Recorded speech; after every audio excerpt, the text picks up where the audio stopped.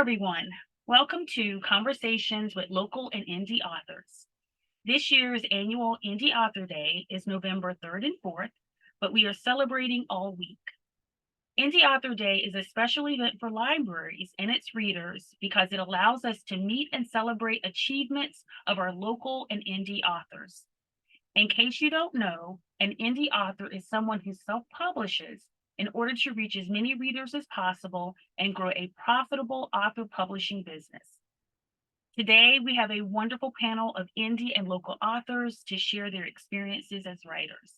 I would like to introduce Asma Elgouacem, Judith Mudd Craig Gumas, Kamachki Murti, Anita Nahal, and Beverly Samuel. Welcome and thank you all for being here with us today. And I would like to start with our very first question, which is, tell us about yourself. And don't talk about your book. This is just the time for us to find out who you are. So we'll start with Asma. And you'll need to unmute yourself. Asma, you'll need to unmute yourself.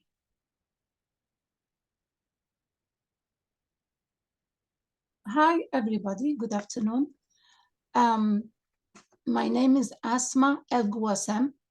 I was born and raised in Constantine, Algeria. Algeria is located in North Africa, bordered by the Mediterranean Sea. I studied EFL, English as a Foreign Language, and English Literature at Constantine University, Algeria. Constantine is really my hometown. I taught EFL in Algeria for about 15 years. And then when I immigrated to the United States in 1997, I taught ESL, English as a second language, to adult learners in New York City for about 25 years. And then now I'm retired. Thank you. All right, thank you very much. Judith, tell us a little bit about yourself.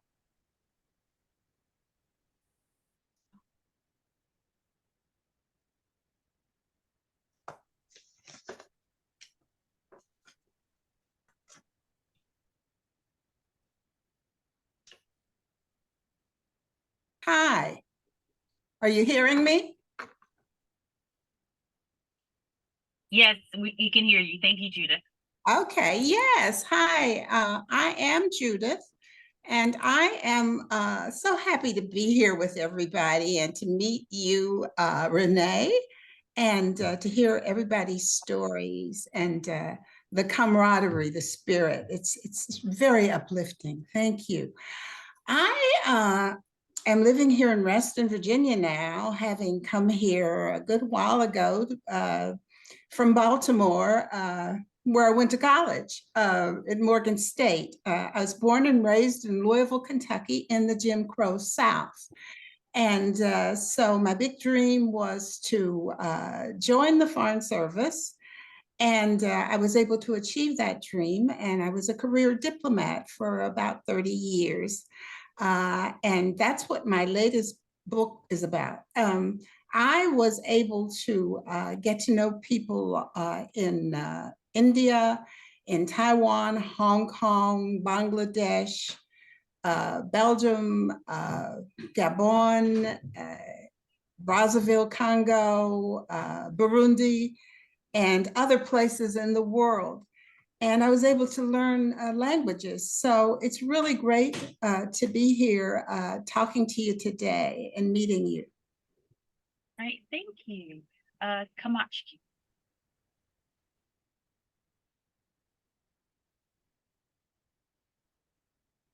Unmute. Okay, there we go. Can you hear me now? Yes, okay. Hi, everybody. I am a South Asian American woman. That's what I call myself. I was born in India, came to this country. Oh, there's some echo going on. Is that okay? Yeah. I came to this country about almost 40 years ago. I actually have experience in classrooms across 3 continents. I taught in Asia before coming here, then I taught in Europe as well while doing my master's in German studies. And then here in the US, I got my PhD from the University of Illinois, again in German studies. And after, my immigration to the US, I actually started volunteering also with for adults with disabilities here in Virginia. And that has led to a lot of research also for my fictional writing as well. But there were lots of scholarly monographs that I don't want to talk about. Only one book that is entitled To Veil or Not to Veil, and that has to do with Islamophobia and, Turkey and Germany and the issue of the veil, the hijab, actually. And that book actually shows how it provided me basically with new perspectives on bigotry in all its overt and internalized aspects. So that's what I've been doing since retirement in 2008. I live in Fairfax, Virginia, and very close to the Vienna metro station. So very, very close to many of you, I think. Thank you for inviting me, Renee, today. And I look forward to hearing other voices. All right, thank you very much. All right, Anita, tell us a little bit about yourself. Good afternoon, everyone. Very glad to be here. I thank the Fairfax County Library System and Rubinder and Renee. So I'm originally from India, and I was a professor there at one of the colleges connected with the University of Delhi. And I'm an historian by profession. So my master's, MPhil, PhD, everything was on history and with a focus on US history. And my postdoc, the focus was on African-American women's history. Wow. I moved to the US permanently, though I lived here as a child and then went back to India. But I moved here permanently in 2002 with my son. So, and I have taught at various places. I worked for 10 years at Howard University in administration. I have also worked at NAMAC, which is the National Museum of African American History and Culture. I've taught at George Mason and other places. And currently, I'm a professor at University of District of Columbia, where I teach US history and diversity courses. Writing is my passion. I'm a poet by heart, though my first novel has just come out, and I'm also a children's books writer. Very glad to be here. Thank you. Thank you very much, Anita. Beverly, tell us a little about yourself. You're muted.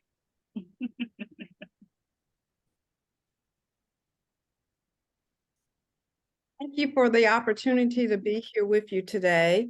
I grew up in Georgia, and I migrated to Virginia to actually go to school, but I currently reside in Leesburg, Virginia. I retired from the federal government about 4 years ago, and during my career, I worked for the United States Department of Agriculture as a national program leader, where I provided grants to land-grant universities for food and agricultural research. And prior to working at the federal level, I worked in Virginia for Virginia Cooperative Extension for more than 25 years, where I provided community education. And I also taught at State University College at Buffalo, New York, for where I began my career. So during my lifetime, I've volunteered a lot with children. And so that's where my passion comes from writing a children's book. So I volunteered as a Sunday school teacher, with 4-H, as a youth director in my church. And since retirement, I've been writing. I'm always amazed at the different pathways people take to becoming a writer. It was very fascinating listening up to your background. Thank you for sharing that. All right, so now it's time to talk about your book or books. So tell us a little bit about your books and the inspiration behind them. So Asma, we'll begin with you. Okay, so first of all, I published the first book, my baby book, in 2018, Where is Freedom? And it's over there, I forgot to bring it. And the second one in 2021, a stranger in my homeland.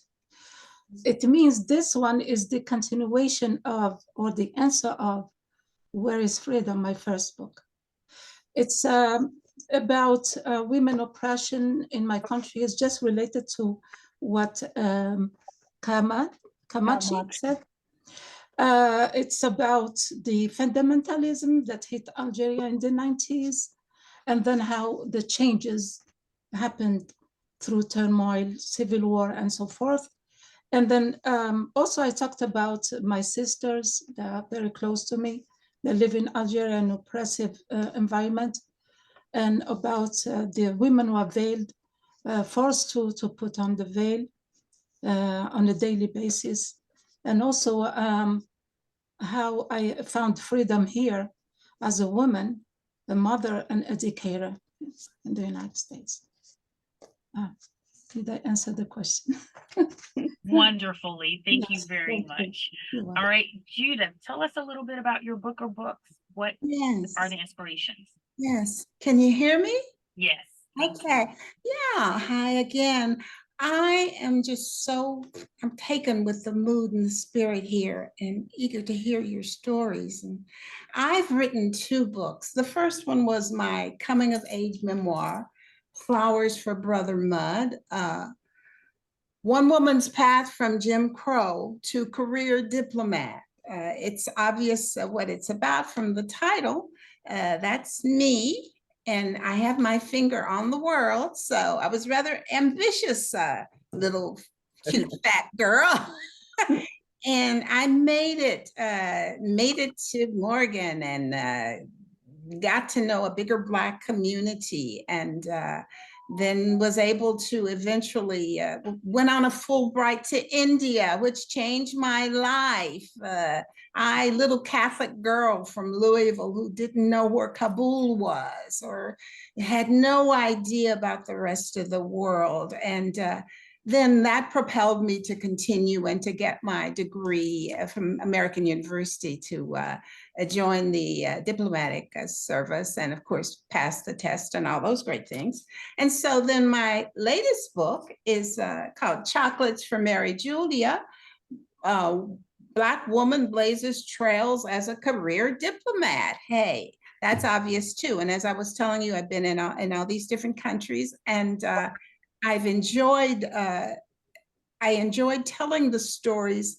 The point of the second book, which was published in 2022, was to tell people what it's like for a woman like me, a girl like me, to join such a competitive service. And even though there were so many challenges, and I don't shy away from the challenges in my story, I show how I was able to live my life. I was a single mother, my daughter Rekha, Kashmiri origin, and how we were able to have a good life together, and there was always love. Thank you for that, Judith. Kamachi, Hi, tell us about your books. Thank you for asking me about my work. Actually, you know, during my professional career as a teacher, it was either publish or perish, you know, the deal normally with academicians. So, but I did manage to get out 2 books at that time published, you know, scholarly monographs, one of them called India, the Seductive and Seduced Other of German Orientalism, because I was very caught up in colonialism given the British Raj, and the other one had to do with the hijab or veil, as I mentioned earlier. That was called To Veil or Not to Veil. But since 2008, since my retirement, my niece, who's an archaeologist, actually inspired me to my first self-published book, which is called Veiled Murders. It has to do with a 4,500-year-old murder that took place in the Indus Valley civilization. And that, of course, I had to self-publish. It was a 2-volumed work, and I loved it. And in fact, my niece said she would introduce it to her graduate students, which she didn't do, but that was also wonderful to hear. But then, you know, my first book that was published actually by Jagannath in India is called Lali's Window. Lali's Window, and that was the result of something that was missing in my own childhood reading, so a protagonist, a child protagonist who looked like me, because, all the books that I read coming from England, they showed white children. So, I was never seen there. And additionally, years and years, I don't have any children of my own, but I have plenty of nephews and nieces and great nephews and great nieces. So I was the designated babysitter always and told lots and lots and lots of stories. And that also impelled me, the storytelling, to look for someone who resembled me and the children around me. So that culminated in Lali's Window. That was also a result of a child who looks like me, as well as reflecting the volunteer work that I do with adults with disabilities. So she lost a leg in a car accident, and it sort of talks about her life after this accident. And then I began again. I sought people looking like my aunt, like my mother. I was very fond of Agatha Christie's books. So Miss Marple was actually a heroine for me. So what I did was, in fact, I created my first book called Murders Most Matronly, and created two South Asian women, one of them resembling my mother, the other one my aunt. And they found their equivalent in Miss Marple, Miss Jane Marple, but within the South Asian context. And so they were these two unusual 60-year-old sleuths, detectives.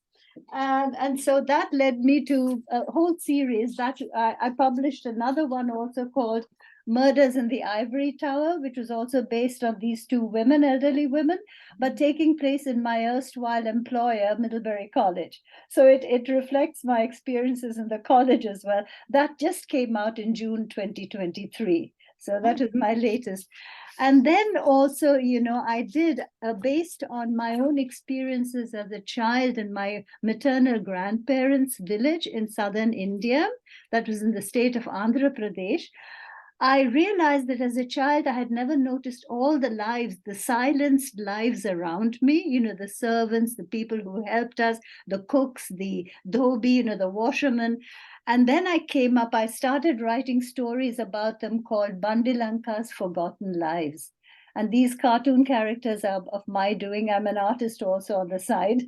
But I started telling stories about a child widow, about the cook in the house, about the sweepers, and all these characters who served us so faithfully and never got any recognition, and they didn't have any voice. So this is my work, and I hope to be able to share some more, actually. But then the latest one, sorry, not Bandilanka, Yasemin and Nirmala is my latest book. That was published in June 2023. And this has to do, as it says in the cover, it's a coming-of-age story about two immigrant girls. The one on the left, Nirmala, has cerebral palsy, and the one on the right has lost an arm. And so they have disabilities, and they develop an unbreakable bond. And so that is something that I was really very, very invested in, because they navigate peer pressure, they navigate social media, and also they navigate their own physical disabilities, and their perception of their bodies. Thank you very much. Thank you. All right. Thank So you. Anita, tell us a little bit about your book and the inspiration behind it. So hi, everyone. I have about 14 books.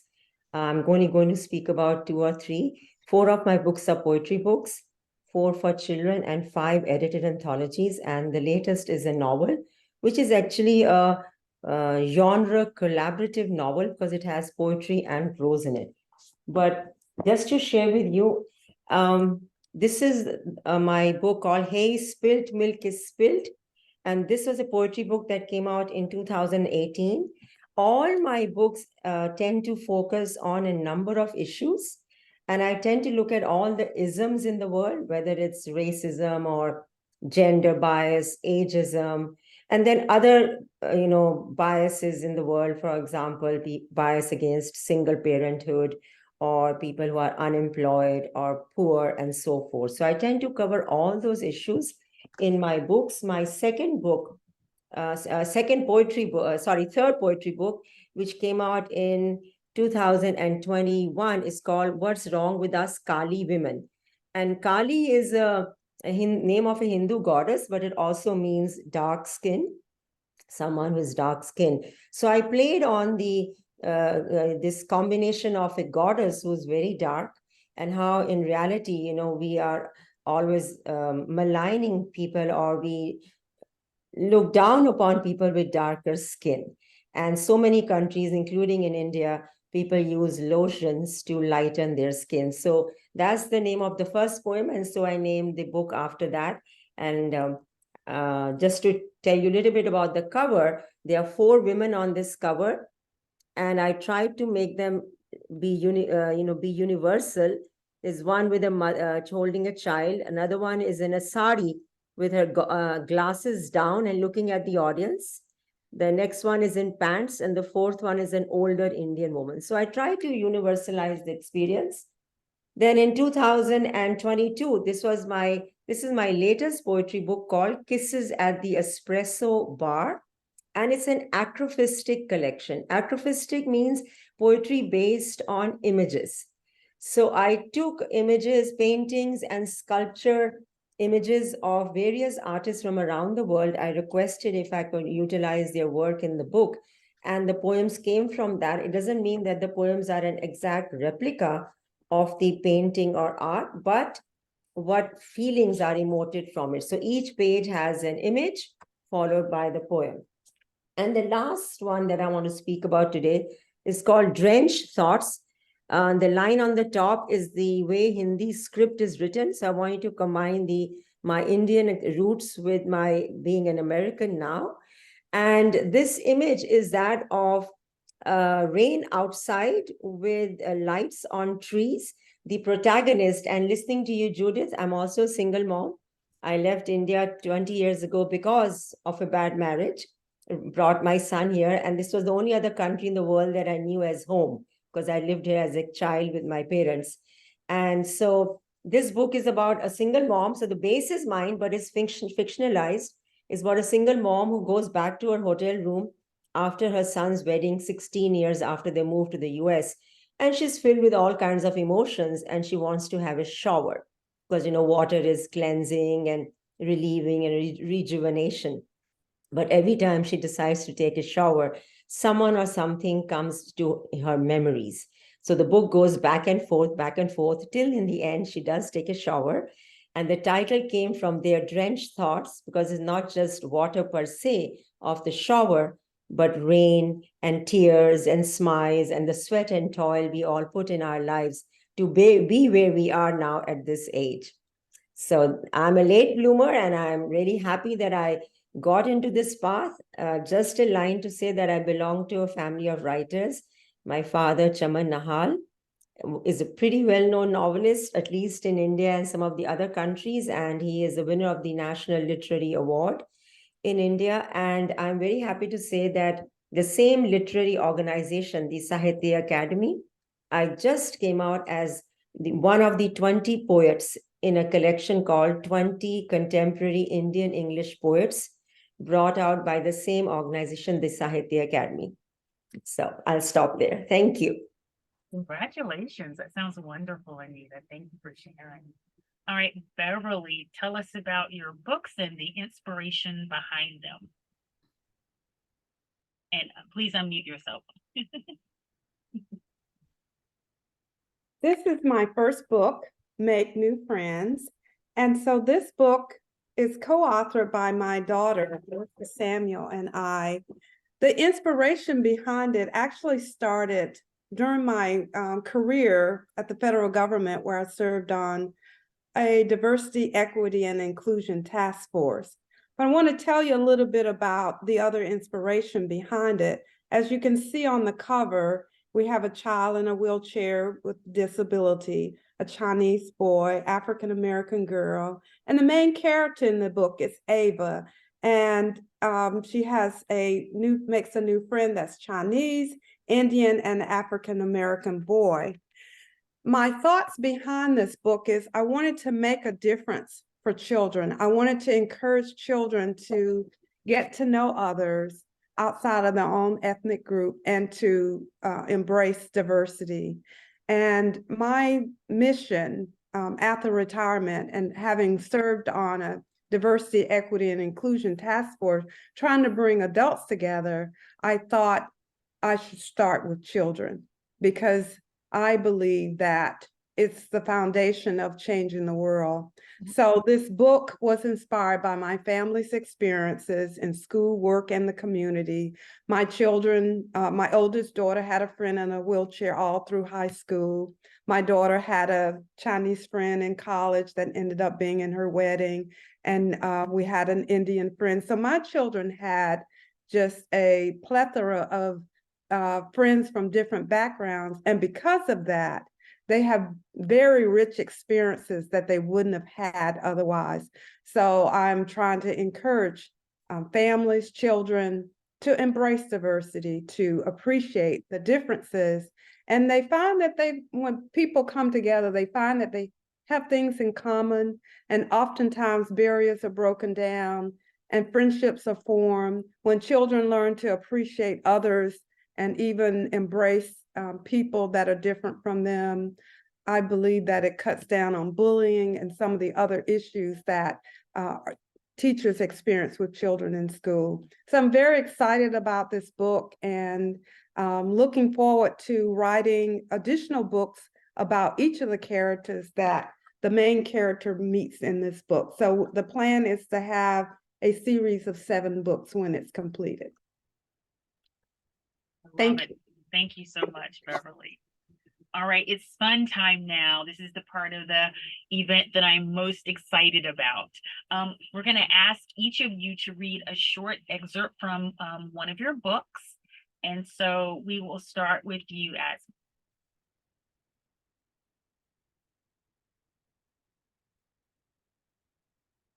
And make sure you're unmuted before you begin.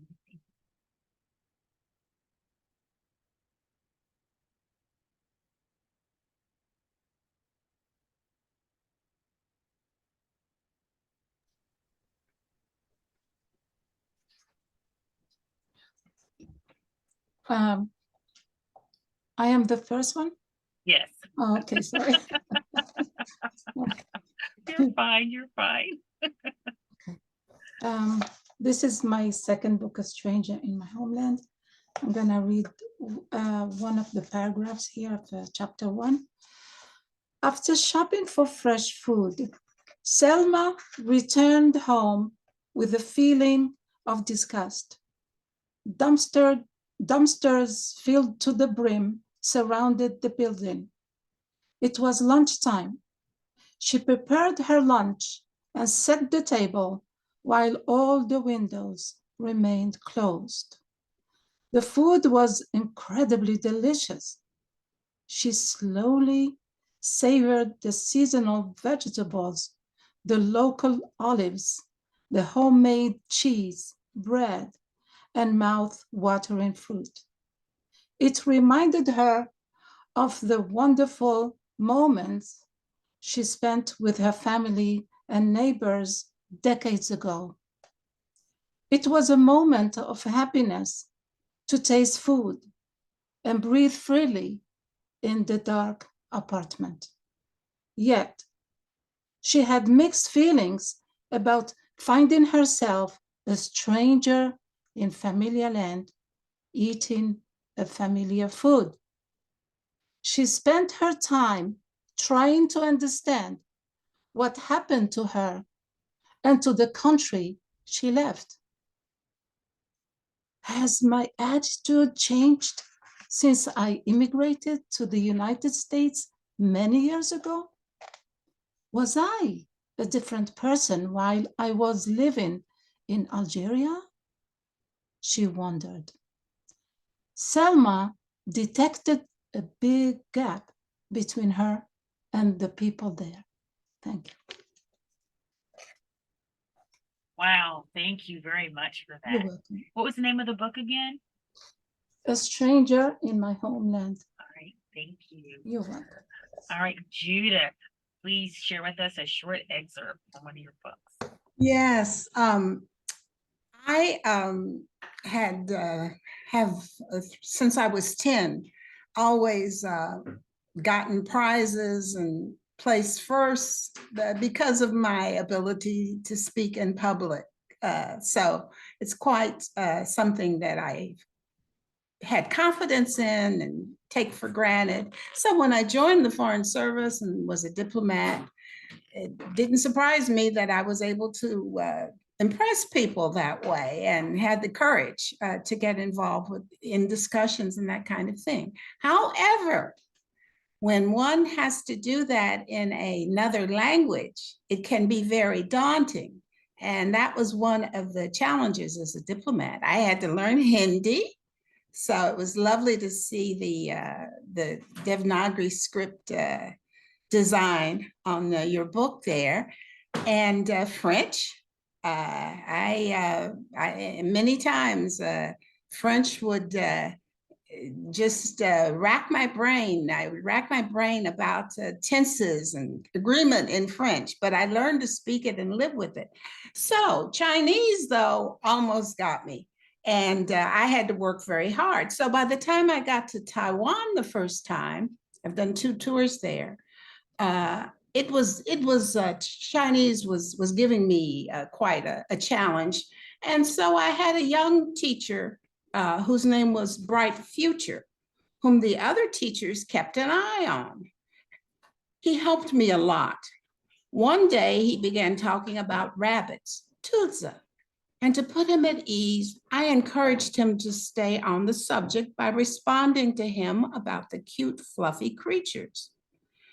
As with all of my classes, after I got past a certain level, for a number of students were taking shorter courses and had moved on, there was only me and the teacher in a class. All my remarks to Bright Future led him to think I wanted to have a Tuza, and he began planning how to get one for me.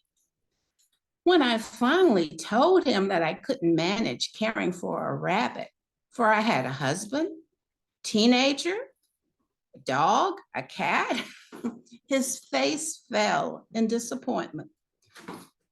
Probably to make up for not accepting the favor and for him not to lose face, I got him to help me prepare, memorize, and ask a question after a lecture. Up to then, I hadn't asked a question in Chinese in an outside setting. This was rightly seen as an indication of my lack of confidence in speaking Mandarin in public. When I did ask a question, the principal and another teacher, great genius, their faces lit up with joy. Sworn to secrecy for fear of his precarious position as a new teacher, Bright Future kept the pact, and neither of us ever told anyone that it was he who had helped me. It got me started asking questions and giving talks in Chinese to groups essential to my work. Thank you. I can't imagine speaking Mandarin and Chinese. I can barely speak English. So I think that's pretty impressive. All right, thank you very much. Okay, Kamachi, would you like to read a short excerpt from one of your books? And unmute yourself. Thank you for doing that for me. You're This is welcome. the book that just got published in India by a publisher Lead Start in June of 2023, Yasemin and Nirmala. And I was talking about this girl on the left who has cerebral palsy. And this is a chapter from that page where she's on the brink of womanhood. She's going to turn 15 and very excited about this birthday. So this is a passage describing her venture into this birthday. Nirmala, that's her name. Nirmala checked the purple and green adaptive top that she had chosen for her 15th birthday. The top had snap closures on either shoulder that completely opened up to allow her to slide her arms into the garment without having to lift her arms. She loved the slogan on the front, and you know what it said? Cerebral palsy slows me down, but it ain't stopping me. Mom had helped her into wrap waist jeans. Her legs were practically non-functional, a sorry excuse for something that was supposed to prop you up. She had to wear shoes, and Nike's Fly Ease sneakers were super comfortable. Thank you, LeBron James. She bent down to slip her feet into them. Now came the part that she loved, makeup. She didn't need any help with that at all. A bit of mascara to enhance the amber of her eyes.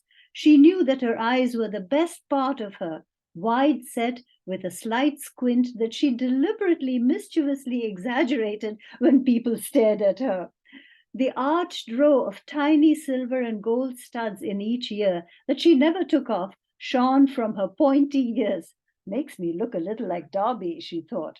She heard her mother's morning cry with an added note of urgency in it today. Nimmu, are you coming? Meals at home were usually never rushed. It had taken Nirmala quite some time to learn how to chew and swallow. This difficulty, she had looked up the medical term, dysphagia, had been quite a challenge, but she knew that her doctors and therapists had advised a good deal of smiling, smelling, touching, and learning about food to help her swallow better. Her parents had added lots of hugging and kissing to the list. Now she had no trouble swallowing most foods, and cutting food was also easy with the T-handled knife, a knife that allowed her to cut her food by using a rocking hand motion. As she wheeled herself into the dining room, a balloon with the words, "A big milestone," another with "Happy Birthday" greeted her, and her favorite cake, double chocolate fudge with lots of icing, was center stage, along with 15 candles waiting for her to blow them out. As she slowly blew out the 15 candles, her eyes fell on her mom's gift of a necklace with a healing hand. And this is the picture of the necklace with a healing hand. And that's an excerpt from the way she approached her 15th birthday. You so exciting when you're first wearing makeup. Yeah, I mean, for a girl with cerebral palsy, I mean. Yeah, it's very exciting. I Very remember those exciting. days. Thank Yeah. you very much. All right, Anita, please share a short excerpt from one of your books. All right, so I'm going to read out a prose poem from my book, What's Wrong with Us Kali Women? And the title of the poem is What's Wrong with Us Kali Women? And as I mentioned before, Kali is the name of one of the goddesses in India, and she is known to be the destroyer of evil, and she's very dark-skinned. There's nothing wrong, nothing wrong. That's your fear labeling us. We are the Kali women and all other female, male, androgynous gods. We don't distinguish. We seek, we learn, comprehend, embrace. We are the Kali women in the forefront, striding and yes, strutting our stuff too. Some men gulp and gawk, making a tight knot of patriarchy right in front of their balls. They are the same who have been bowing before Kali's statues for centuries, marking their foreheads with mitti from her robes, and then they call her Ma Kali and walk away brash, brazen, evil. Don't think she's not watching. There's nothing wrong, nothing wrong. That's your fear labeling us. We are the Kali women, always in front, straddling between pathways, poles, blocks, and behavior, between screams and footsteps, pining for justice denied, justice battered, justice flagged, murdered, burned, their dark skin, their gender, religion, their sandals blood-stained, their clothes drenched and smelling of your foul breath, with your hands striking, your feet jutting and hitting, and then some in their sinister voice, sing well into the murky night, Ma Kali, Ma Kali, Ma Kali, Ma Kali. Don't think she's not watching. There's nothing wrong, nothing wrong. That's your fear labeling us. We are the Kali women. My skin is Kali, my heart is gold, my soul is a child, cries, laughs, jumps, feelings flow like fresh churned cream from cow's milk. My skin disgusts you, yet you try to tan yours. My skin disturbs you, yet you find it exotic. My skin you call Gandhi, which means dirty, but I am clean. I bathe. In winters, when my skin lightens a bit, you proclaim I'm looking saf. Saf means fair. I was always clean. It's your mind that is dirty. Even mock bathing in river Ganga might skim above your falseness. Ma Kali, Ma Kali, Ma Kali, Ma Kali. Don't think she's not watching. Ma Kali, Ma is mother. So you often refer to as Goddess Kali as Ma Kali. Thank you. Wow, I got vibes of Phenomenal Woman by Maya Angelou Thank you. from that. Yeah, thank you very much for sharing. That was wonderful.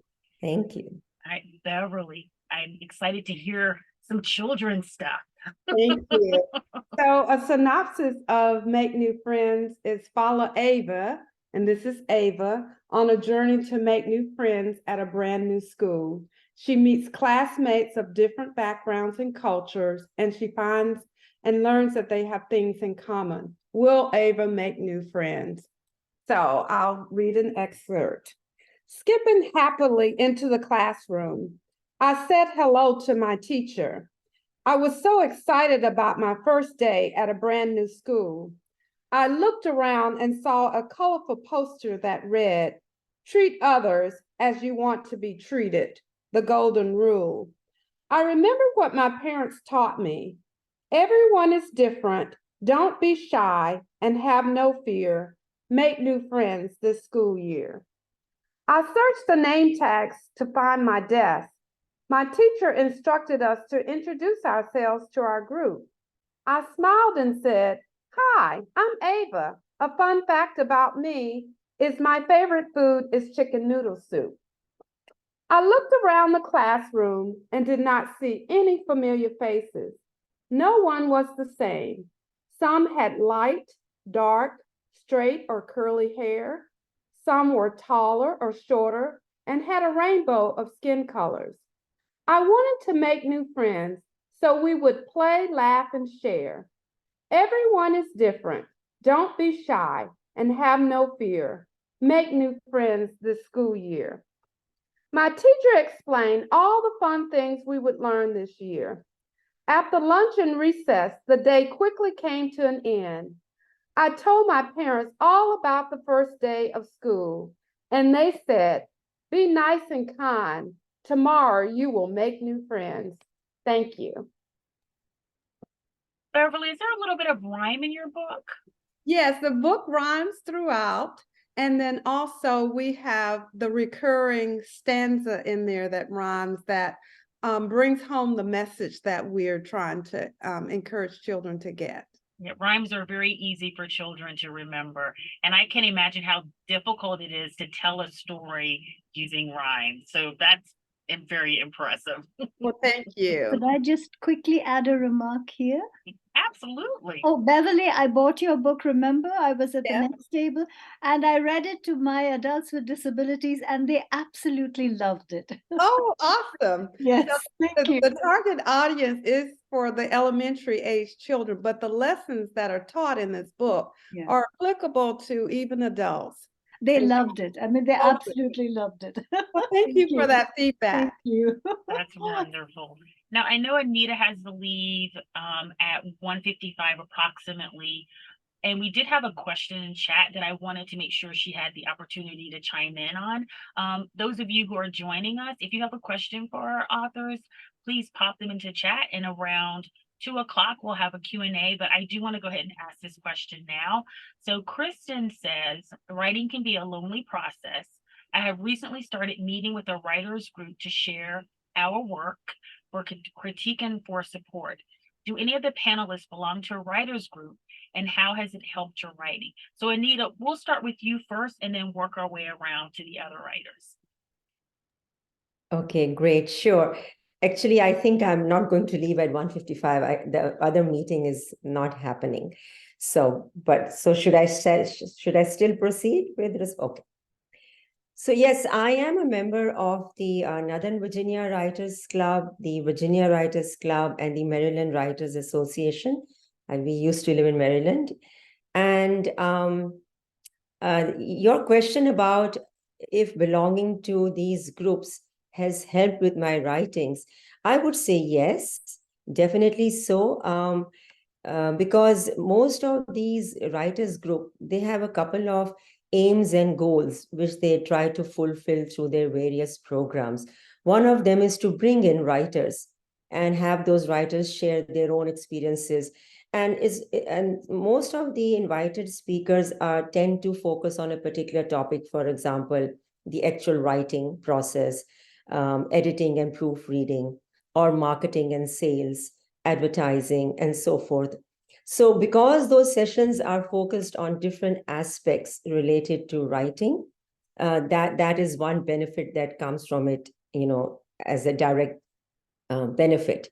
The other benefit that I found personally was that while I'm listening to their presentations, sometimes they will say something that it will jog something in my memory, and I'll say, oh, wait, that could help me. So, for example, when this novel that came out this year, this Drenched Thoughts, this has come out in its 16th edition. So you can imagine how many changes I made in it. Even after it went to the publishers, I kept making changes, and I know they were tired of me.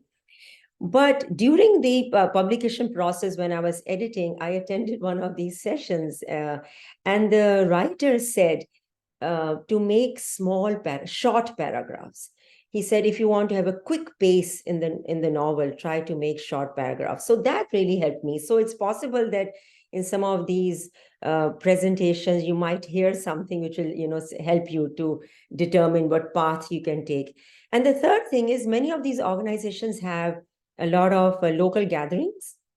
So we will meet either on Zoom or in person, and then we attend. For example, we attended the Arlington County Fair. We had a table for the Northern Virginia Writers Club.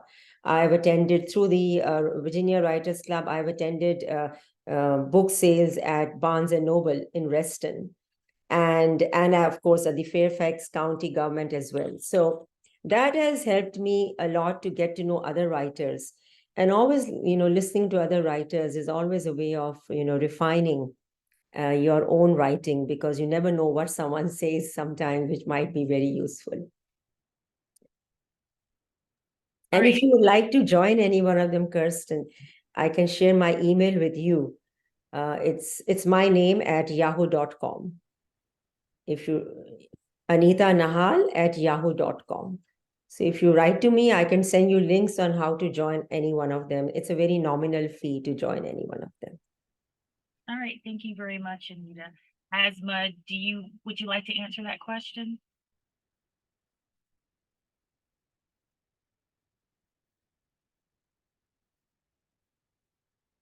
Asma, would you like to answer that question?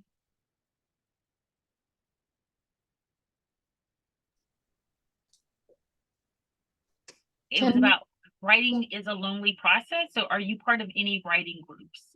And if so, how has it helped your writing? I've never attended any writing group or anything. How I became really motivated was when the World Trade Center collapsed. My colleagues at your college encouraged me to talk about my life as a Muslim woman. And since then, I started writing some paragraphs here and there and giving them just to read. This is what happened to you, really? I can't believe that happened to you. But anyway, and since then, I started accumulating all my writing and put them in one book. And after that, after I published my book, I went to fight for my message, to give it to other people, how I was in my country and how my life as an immigrant here.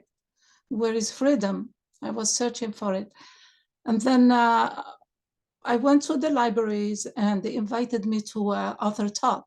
From that time, I started building sort of groups and getting to know more people to talk about my book and my story. All right, thank That's you. all. Thank you You're very welcome. much. Judith, would you like to answer that question about any groups you're part of and how they've been helpful?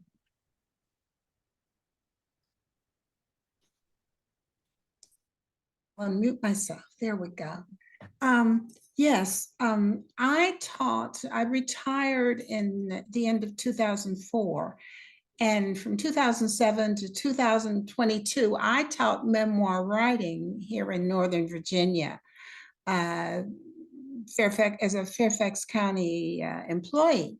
It was wonderful because I had to know what I was talking about. Obviously, a memoir writing teacher. I called myself a leader. I don't think anyone can really teach writing. So we would meet in groups once a week. And so I have shepherded people to write their books. And in fact, of those, about 7, they've self-published them the way we have. And so, as you can well understand, imagine, the whole point was to give me some courage and enlightenment to write my story. So I would definitely advise joining a writers group if it can help you, and it's not a substitute for not writing. Nothing can beat writing, and so it's a question of time and how you manage your time. All right, thank you so much. Would you like to answer the question?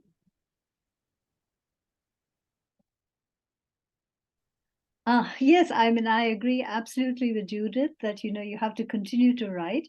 I'm a member of a few groups. One is mystery writers of color, then, children's writers and illustrators. That's another online group where we chat with each other, get valuable suggestions. And very, very helpful for me was the feedback and the conversation I've had with my editors, in the various publishing houses. The recent one, for example, I couldn't have published it without my editor helping me in the writing process. I mean, she caught things that I never would have really discovered, but it really showed me, highlighted all the problems that I was having, things that I used too often. But then being a member, as I said, and also attending, in my case, I attend an annual conference called NCORE, which is the National Council on Race and Ethnicity in American Higher Education. And they're writing these papers on diversity and student interaction. That has also helped me hone my writing skills as well, because we hold workshops, diversity workshops, where writing is part of the workshop itself. They sit there for a couple of hours and they write along with us, on various issues of public interest also. And each one, these are students who come from various campuses across the country and even some from abroad. And it's held in different cities. And so these conferences have also helped hone my writing skills. And of course, being a teacher in school, as Judith, as you pointed out, you can be only a leader in writing and not a teacher. So it was always a cooperative effort for me, even in the classroom, both in German and in English. And in fact, now I'm conducting a German conversation group. I'm volunteering to conduct a German conversation group at Centerville Library. And that's a lot of fun. That's where we do joint writing as well, for those who are willing to risk their all.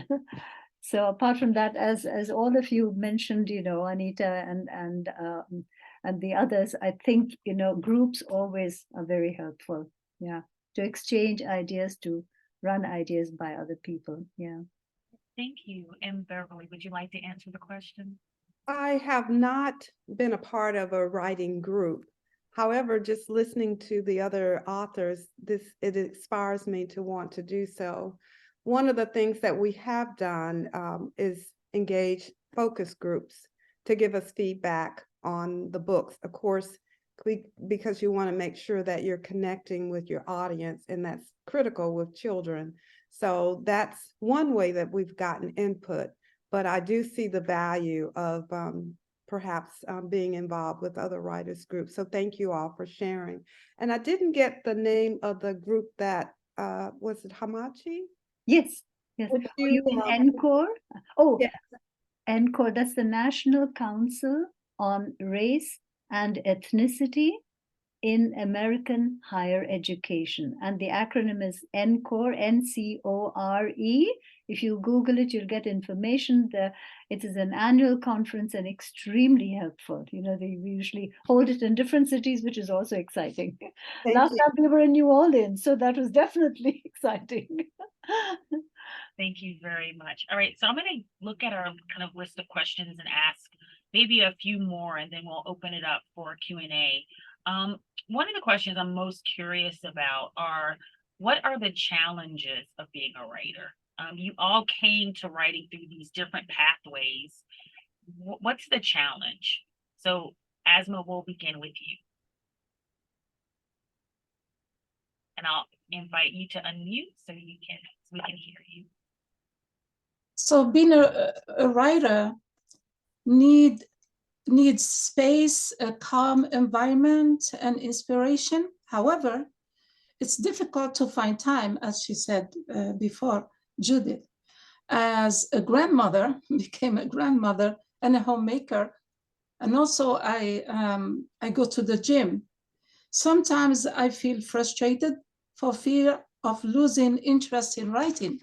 All these things, delay my writing. These are the challenges I have.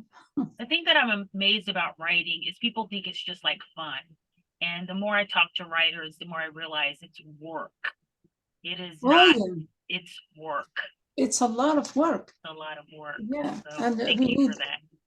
It's time consuming. Yeah, it's a job. Well. It's a job. Right. So let's see what the other panelists think. I have a feeling they're going to echo pretty much some of the things you've said. So Judith, what are the challenges of being a writer? Get you to unmute. Okay, yes. The challenges of being a writer for me are that the distractions, as our friend from Algeria was saying, America now, of course, but it's, if you have a family, renting a house, I'm a great grandmother. So I'm grandmother and great grandmother, and the mother of my daughter, who was my sidekick in my story, and she's helped me a lot. She's co-producer of my book, really. So the distractions of living in a home, of men who come in to fix the cabinets, check the heat, all that is, one has to take into account. So that's the big challenge. Once you get in the harness and you're ready, you're riding that horse, you're doing it, you really are in a special place, I find, and I love it. Keeping that going is a challenge, keeping that mood going when you have to mix with the outside world. I can't say, oh, well, I'm writing, I couldn't pay my gas bill. So that's the real challenge. My husband, who passed away last December, was a published writer. He's still being published in Belgium. He writes in Dutch. And he gave me so much motivation and encouraged me. And that's why I was telling you in the beginning that I had to get back into it, since, of course, that was a great loss. A loss can be a great challenge. So that would be my answer. Thank you very much. And I'm so sorry for your loss. Yeah. All right. Should I go? Yeah. Yes. Now I was listening with such interest, the challenges that various people face. For me, the challenge was during my career as a teacher, I really was stressed out because, I would write, I would love writing, but then I had to do it between teaching and administrative work and for 7 a.m.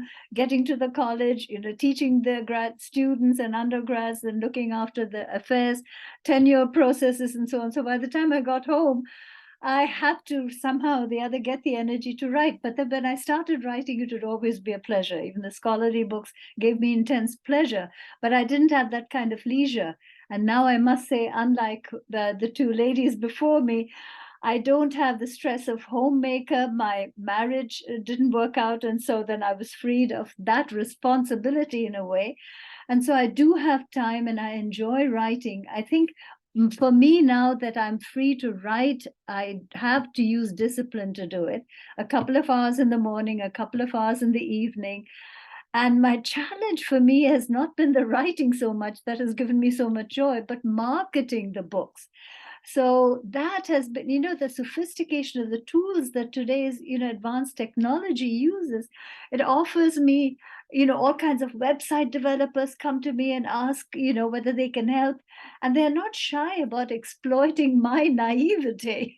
So that has been really very disturbing for me. The act of writing itself has been pure joy, but if you want to really get your message out, how do you do it? And that has been a challenge.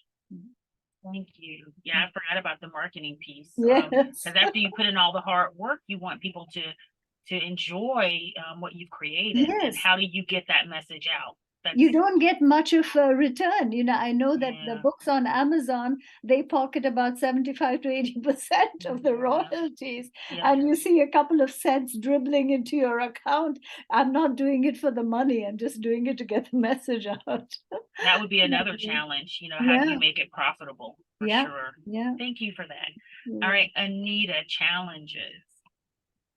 Oh, okay. So I think the first thing for me has been that, any creative person, writers, artists, singers, actors, highly sensitive people tend to be very different. So I think creating that, my presence amongst my friends, the larger family circle, luckily the closest people to me have always understood my need to write and my need to be different. As far as another challenge is, of course, finding the time. I used to be a night owl. I could stay awake till 1 a.m., 2 a.m. writing, but as I'm growing older, I'm becoming a dawn riser. And I think it's very important that every day you respect the process. So you open your computer or in traditional days, I started writing. I did my PhD on actually by hand and then typed it. So we have to sit down every day, and that's what I try to do. It's a challenge, but I try to do 1 hour or 2 hours in the morning, even if a word doesn't come out of me, but I have to be sitting in front of the computer or my writing diary, whatever it is. And the other thing in writing every day is that many people ask me when I tell them I'm a yoga practitioner, the first question they ask me is, do you meditate? And no, I don't meditate in the traditional sense, yogic sense, but my meditation is that I can actually write in noise. So my challenge is not to have too quiet an environment around me. If I were to go to a local coffee shop, anywhere, and I sit there and people are talking and there's music going on, I'm able to pull myself in and focus on my writing. So that's another thing. And then one of the challenges that occurs after a book is published is willingness of rejection. Sorry, when you are sending your book out, the willingness to accept rejection. We are going to get a lot of rejections. You send 20 poems out, maybe 2 get published, or you send 100 to agents and none of them will get back to you. So not to take that personally, because every agent or a publisher is looking for something.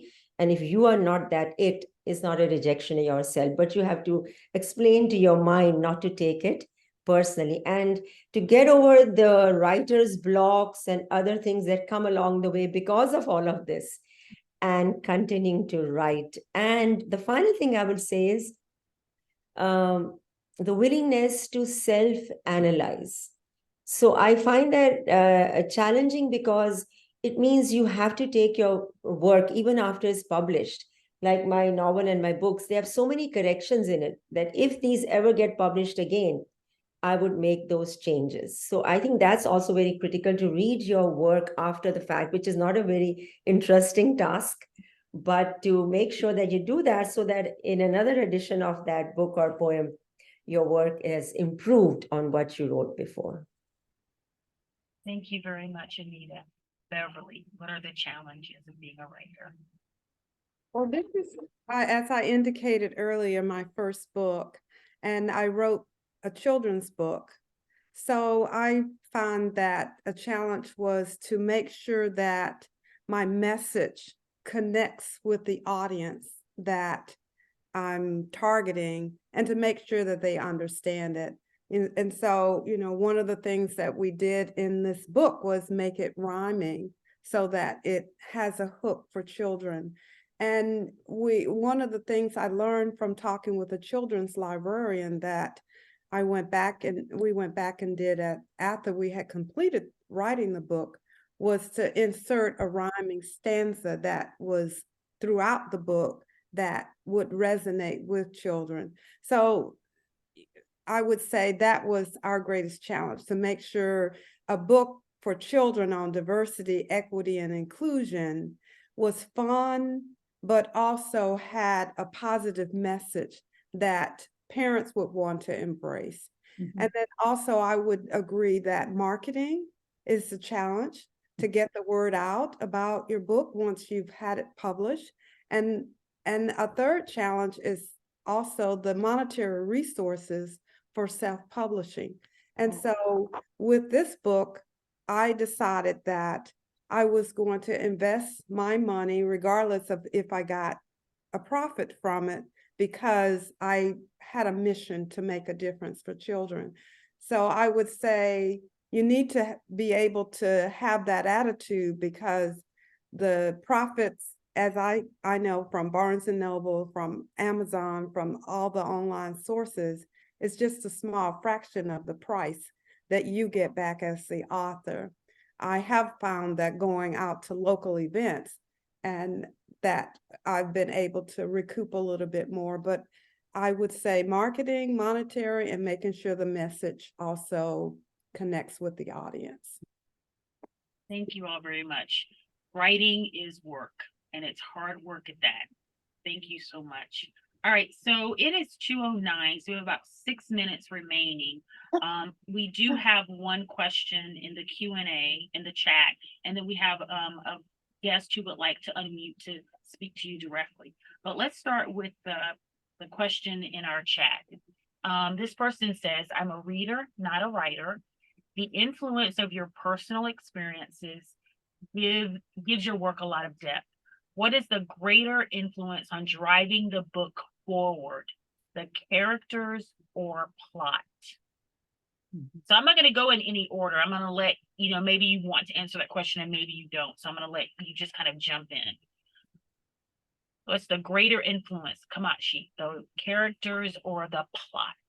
Actually, it's the characters, because, especially I was thinking of my book, Bandilanka's Forgotten Lives.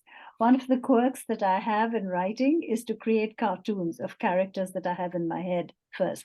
And, being an artist, and of course, I also love to draw cartoons. And so once I draw the cartoons, I give them bubbles, speech bubbles. And that is how I get the dialogues also. So it's basically the characters and what they are dealing with. And from them, issues emanate. And then perhaps, I might find one of the issues interesting enough to develop. So it's always character-based for me. When I look at people, I try to visualize, what they're thinking about, what they're talking about. So yeah, that's a quick answer. I know the others want to add to it also. All right, thank you. Anyone else? Would you like to, Judith and then Anita? Oh, let's get you unmuted. Hang on, let me hear. All right. Yes, it's a great question. For me, it is the plot. People do not really want to buy books that talk about the so-called race problem in the United States. People buy the book because they're interested in me, or they're interested in the topic, such as so many of all of our great panelists here. But we're still in a minority, and so it's an uphill slog. So for me, the biggest thing about plot is that there's a through message in my books. And so what I'm trying to do is to get the reader to read till through the end to find out where I'm going with my particular challenge. And in my next book, I will pick up that challenge. Thank you, Anita. So I think in my case, it depends really on the book. Though from childhood, because of my deep interest in thinking about humanity and where the world is going and how we are mean and abusive and violent towards each other. So those have been central themes in all of my books. But I think that in my poetry books, for me, it's been mostly the themes. So I would say the plot. But when I came to the novel, when I wrote the novel, because I was looking at it from the perspective of a single immigrant mom, there the character became more important to me. The plot was important, yes, but then the character took on her own shape along with the other characters. So I think it depends for me what book I'm writing. Thank you. Beverly or Asma, would you like to? Beverly and then Asma. You'll need to unmute. Beverly. I would say that the characters drive the it's what's the driver for this series that we're working on. So we're working on the series and each of the characters are being developed that the initial book, the main character meets. So the characters drive for us this series. Thank you. And Asma.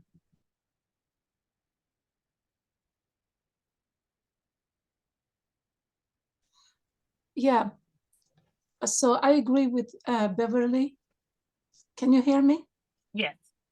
I agree with Beverly. I focus mostly on the characters in writing, and I have like insightful understanding of the each situation of the characters, especially when it comes to family. Because in this book, even in my first book and this book, A Stranger in My Homeland, I focused on my sisters. And I was able to go deeper in developing the paragraphs and stories about the characters. All right, thank you. Narendra, I'm glad you were able to pop your question into chat, and I think Anita will reach out to you directly. All right, so it is 2:15. I do want to ask one very last question. How can people buy your books? So we're going to go from the bottom up this time. So Beverly, we're going to start with you. How can people buy your book?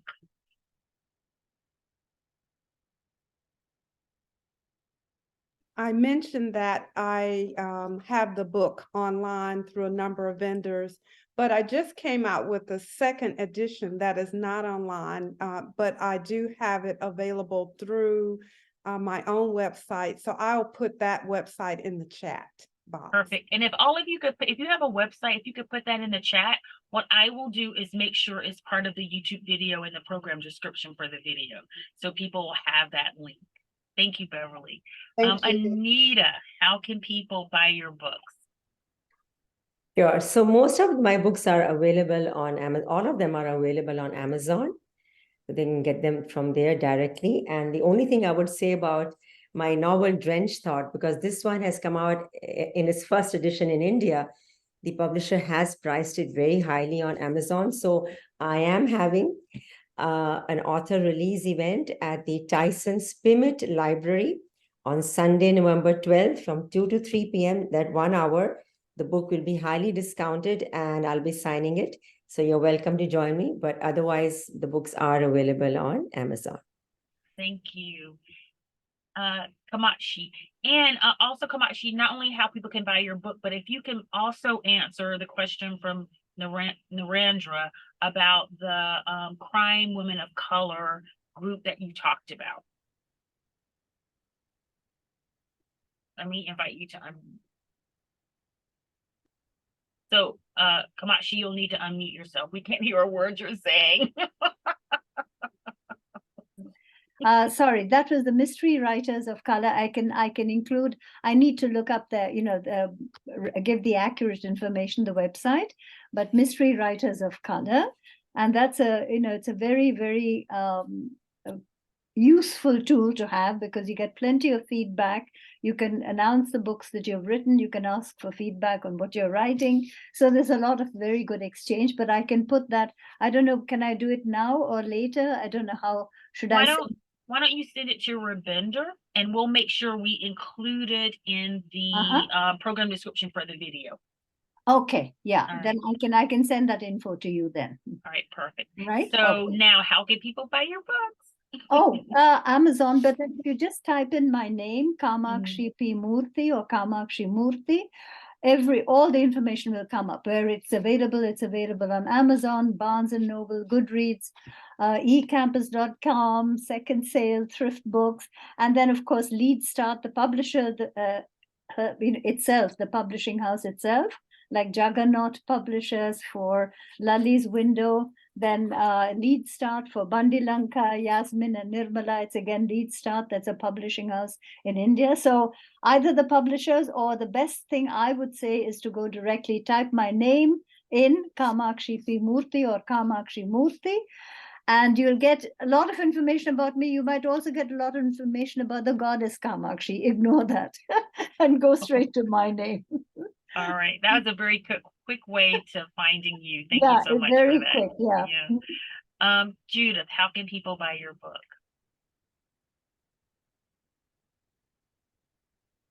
There we go. I'm on Amazon, Barnes and Noble, exlibris.com, which is my publishing house. I'm also available for more information, I'm at judithstory.com, and I'm available in local bookshops in Reston and a few other stores. All right, thank you. And Asma, how can people buy your book? Just on Amazon, Barnes and Noble, also Kobo Writing Life. That's it.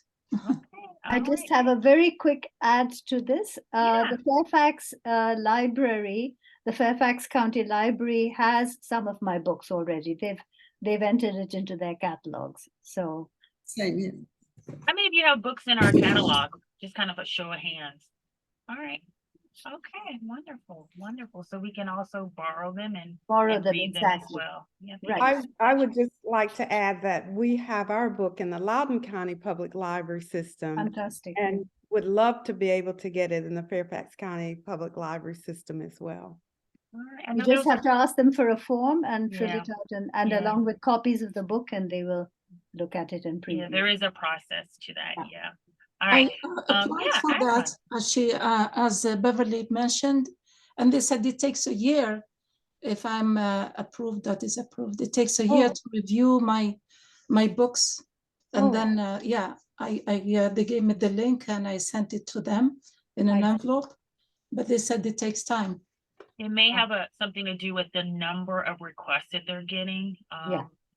So I don't work in that department, so I'm not sure of the behind the scenes. That's Maryland libraries, Montgomery County Library. It's a different system. Oh, it's a different system. Okay. Yeah, I know there is a process that the library has for vetting local writers and adding their books, but I'm not aware of that process. I'm happy to send you additional information on that at a later time. But before we dive into that, let me go ahead and conclude this presentation, and then I'll hang on the call. All right. Yeah. All right. So thank you so much for being here. I thank you, writers, for sharing your experiences and your stories. This was just a true delight for me. Everyone who is in our audience, thank you so much for attending. So I'm going to stop recording. You're welcome.